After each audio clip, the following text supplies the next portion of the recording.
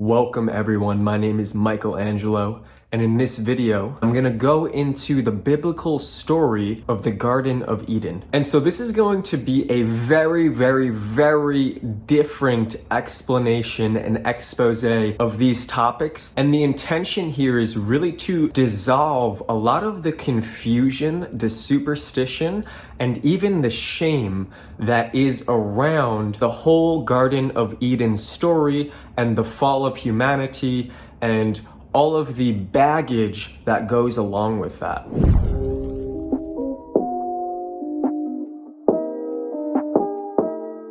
The real profundities of all traditional religions have been almost completely obliterated. And so we have actually lost a correct and deep, soulful understanding of what the whole biblical story of Eden was showing us. It was showing us the evolution of human consciousness and what we now face, the forces we now face today as human beings that seek to prevent us from growing spiritually, that seek to prevent us from having a felt sense of God in our lives. And so, like I said, in this video, you're gonna get a much clearer understanding of who Lucifer is, that this being, this principle, yes, does exist. I'm going to attempt to distill a clearer understanding of the ways in which this force seeks to stunt humanity and how we can separate this objective spiritual fact from traditional, conventional religion that has added on a lot of emotional baggage and manipulation and guilting and shaming just through the ages of these teachings being watered down by human beings. And inevitably, an explanation of Lucifer will also lead us to diving into who and what Christ is a little bit, but we'll get there. So to start with, we have to talk about the Garden of Eden. And so I'm sure that most of you are familiar with that story, but just in case you're not, a super quick synopsis of it is essentially God placed Adam and Eve within the Garden of Eden, and the Garden of Eden was paradise. They had God said you can eat all the fruits from all the trees, play with the animals, dance naked, do the thing, whatever you want to do. Just one ask. Just got one ask for you. God said to them, just don't eat from the sketchy, forbidden tree of knowledge that has the forbidden fruit. There's a sketchy, weird snake over there who talks. You just don't want to go over there, which is not a good vibe, not a good part of the neighborhood. And so that was sort of the one caveat in the Garden of Eden. And as we know, Eve was tempted by the serpent. And the serpent in this story is Lucifer. So Lucifer tempts Eve and convinces her to eat from the forbidden fruit, which gives her the knowledge of good and evil. And it is said that Lucifer says to her something along the lines of, ye are now like gods. Like this, it's the knowledge that the gods have, the knowledge of good and evil. And so in short, God found out, obviously. Adam and Eve realized they were naked because they could actually cognize themselves. What that fruit did was it gave them self-awareness, it gave them ego awareness, and we're going to get into that. So it's actually showing us the evolution of human consciousness. Okay, that's one of the mystical underpinnings to this whole story. And so they had self-awareness, they realized they were naked, and they were ashamed, right? And shame is a really important piece within this whole story. And that's essentially a broad stroke, hopefully not too butchered summary of that passage from Genesis, the Garden of Eden. Before we can get into who Lucifer is, I have to set this context for you, how this story is showing a major turning point, a major evolutionary point within the development of human consciousness. The full sense of I am an individualized self that is separate from everything else. And it's the full crystal clear, distinct self-awareness. It's describing the moment when humanity birthed that, and when that was birthed within our awareness. The point here is that human beings have not always been the same way. We have developed, we have evolved. There is a process of evolution that is occurring, an organic unfolding of higher and higher orders of coherence and intelligence. This is the living current of evolution that flows through this creation. You can see it in everything. So it makes sense then that human consciousness is also something that it's not stagnant. It has evolved and developed over time, just like everything else within this universe. And this is key to understanding what the Luciferic being or principle symbolizes for humanity. And so notice, in the beginning of that story, before Eve ate of the fruit and had the knowledge of good and evil, which is essentially the knowledge of polarity or duality of self and other. That's what I'm saying. This is the knowledge of being a self, of being an I, of being an ego that's separate from the other. That's what this represented. And so before that moment, it would imply that Adam and Eve did not have that consciousness. There may have been some level of self-awareness, but they had more of an animal-like consciousness. Now, animals have more of a group consciousness, like a species collective consciousness. They don't have the same really intense sense, this really clear delineated sense of self-awareness. Another reason we know this is because before they ate the fruit, notice they weren't even aware that they were naked. They didn't have that level of self-awareness.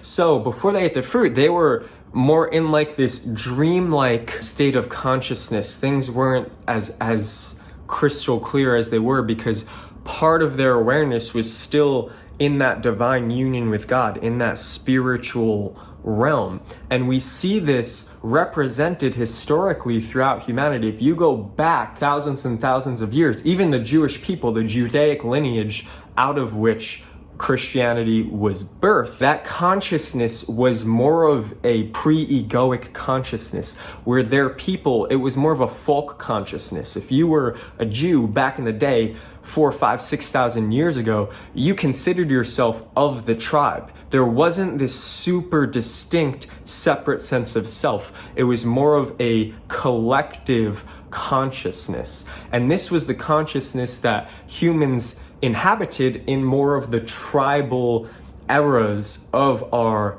development. And so it wasn't that they didn't have the same perception of reality that we do today. And the reason why this is so important, why I'm like expounding this specific point so deeply, is because this thing here completely changes the understandings of original sin, the fall of man, grace, and all of that, which are some of the biggest tenets of not only Christianity, but a lot of the major religions we see in the world today. And I think it's a lot of what really turns people away from cultivating this relationship with God is more conventional religion that is really, it's founded upon guilt and shame in so many ways. And so the whole idea is essentially, see, Adam and Eve sinned, so that means humanity's inherently bad and broken and defective and evil to some extent, and they're mired in sin, and every descendant from them, therefore all of humanity is tainted with this sin, and therefore we need the grace of God to redeem us. And that's essentially what this is based upon. And what I'm inviting you into is an awareness of these events where that's actually not an accurate representation of the events that unfolded. Because if you take the information I'm saying, think about it. Adam and Eve, they don't have that clear egoic consciousness that we have today. So therefore, we can't ascribe to them this sense of morality. Just like you can't say a tiger who kills another animal in the wild is evil and malicious. There's no malicious intent behind that action.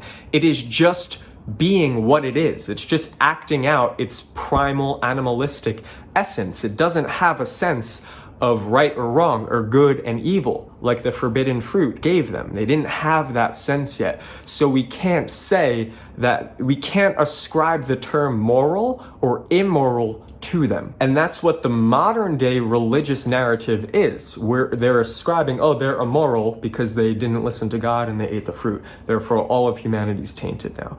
And that's just really dangerous and not accurate, because they were seduced into doing that, just like you could seduce your dog or your cat with a treat to do what you want, right? It's not, they don't have the proper level of cultivated consciousness to be able to even perceive moral and immoral. They're just acting out of their nature, like a child. And so we can't call them bad or evil. It just doesn't make sense. It doesn't apply to this. And so we can take away the human overlay or projection of right or wrong, of, oh, this was right and this was wrong. It was wrong that they ate it. We could take that human projection away from this story and begin to actually understand what was happening. So what was happening was human beings received their egoic consciousness before it was their time. That's the point here. They received it before it was the proper developmental moment in our evolutionary history. And Lucifer was the being or the force or the entity that gave us that capacity too early. And so this was a burden that was placed upon humanity, but that we did not incur. We are not responsible for it, so there's no sense of guilt or shame. It was a burden that was placed on us by the cosmic forces that are beyond our personalities. So as human beings, we began that chapter of our development on the wrong foot.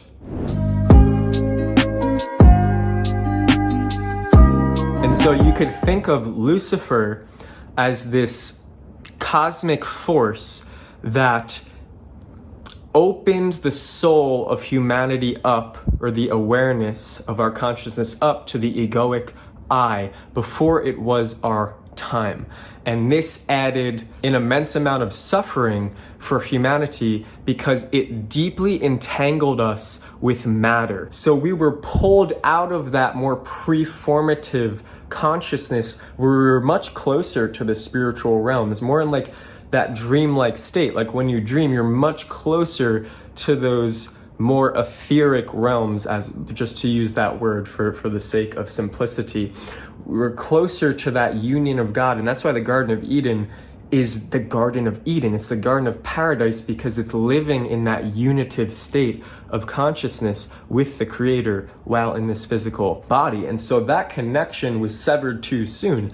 And just like a child who is taken from their mother too soon, we had to grow up too fast, right? Which completely changed the development of our evolution. And like I said, because it happened too early, it very deeply entrenched us in matter, in the material realm. And I'm not talking about like consumerism, like, oh, we're materialists and we all buy things and consume products. That's not what I'm saying. It's a part of materialism, but materialism in the sense of only taking the physical external reality as the only part of existence that we experience, and not having that clairvoyant sense, if you will, that direct open channel and perception of other dimensions that are within and beyond just the physical. And so just having this entrenchment in physical matter, as you can see,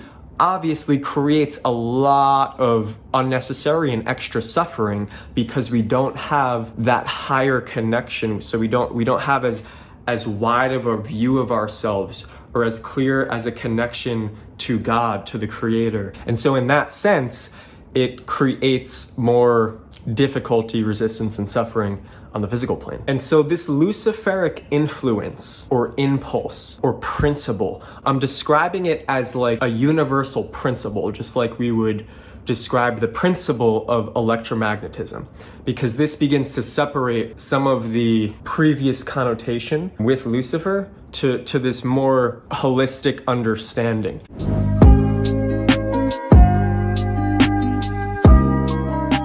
And And so now this Luciferic impulse within the human soul now is intertwined with our ego awareness. And so we could say that the intention of the Luciferic being is to increase our sense of self. It's to aggrandize ourselves, like pride and selfishness and vanity and vainglory and all these things, just to increase the sense of self and the perception of the physical world through the senses. And so we get tricked and deceived through our senses to believe that this is the only realm that exists, and to put all of our focus on ourselves so that we actually lose our connection to the supersensible realms, to the Creator, to the ability to align our will to God's will. And so that is this whole impulse, is this like descent into self-consciousness and matter. And yet, at the same time, that in and of itself isn't necessarily an evil, a 100% objectively evil or bad thing, because that's just a necessary part of evolution, is developing that ego awareness so that you have a sense of I, that you're not just like a puppet on a string living in this divine realm with no free will. So we actually got the gift of free will and a sense of self, but we got it too early. It just wasn't the proper timing. There's a divine timing to all of this. And just like the butterfly or the caterpillar in the chrysalis turning into the butterfly, if you open the cocoon too soon that the caterpillar is in, all the goop will just fall out. It'll die. It needs to be in the cocoon and simmer and boil and toil and grow and coagulate in there. And it has to have enough time to turn into a butterfly. There's a proper timing to this. And yet this really pushed us very heavily into the sort of descent of the evolutionary path of consciousness. And so in this sense, the original sin can be viewed as a suprasensible event that occurred wherein humanity was malevolently pushed too early into a part of their evolutionary development that had negative consequences. And so there's no more guilt or shame or emotional baggage around that idea of original sin, and we could just view sin in the original etymological sense of the word, which is missing the mark. And in this sense, to fall under Luciferic deception is to fall under the spell of the transitory, the spell of the strictly material, the spell of the just me, I consciousness. This is the only reality and thing I can perceive. And the world of the senses and growth and decay, being overwhelmed by that and losing our connection and awareness of the eternal, of the soul, of God, of the fact that because we are created, it necessitates that there is a creator beyond this physical realm.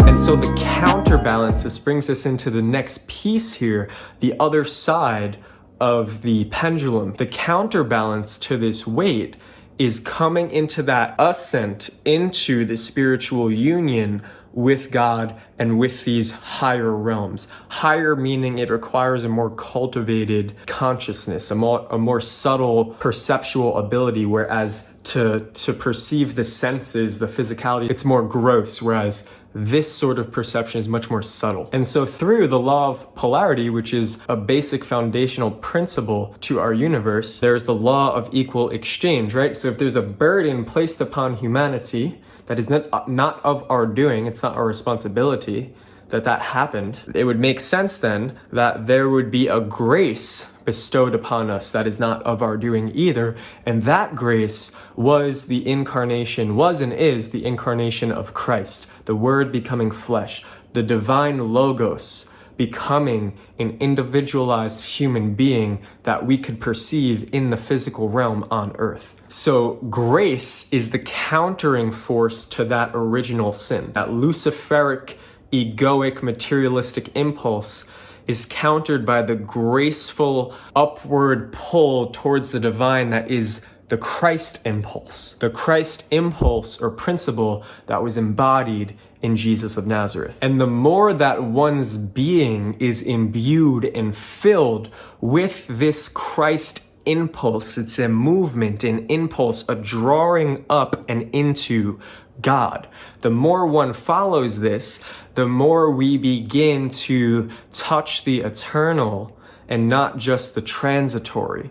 And so eventually, this is also pointing us to the future of the evolution of human consciousness, where we'll be able to take this egoic I awareness into the suprasensible, which is beyond senses, beyond the physical, the suprasensible realms, the spiritual realms, essentially like the dream state. Imagine being able to take your clear sense of awareness into the dream state every time. Essentially, it's like a lucid dream, right? And so you see, our descent into self-consciousness wasn't a bad thing, because now we have the opportunity through the Christ impulse to bring this gold that we got here and bring it up into our spiritual ascent, where if this wasn't the evolutionary path we took, we wouldn't be able to do that. We wouldn't have this clear delineated sense of I. And so the idea here is, through this Christ impulse, through this grace, we actually get to integrate this lower consciousness, this lower capacity, not that it's bad or wrong, but just, let's say, less developed. You get to integrate that into this higher holistic communicative oneness with God in the spiritual realms. And to do this not from a dreamy, hazy like consciousness, but from a crystal clear perception. That's what we're moving towards as human beings. And so these two forces, the Luciferic impulse and the Christ impulse, are actually living forces within the human souls. They're living ideals, living beings that are acting within us. And so there is a sort of battle going on, if you will, but there is also this grace where when we can connect to this force, the Christ impulse, and water that seed, grow that kernel within us, place more and more of our attention on it, devote ourselves to that, grow a relationship with that energy within our own psyche, consciousness, soul, we will begin to see an extremely profound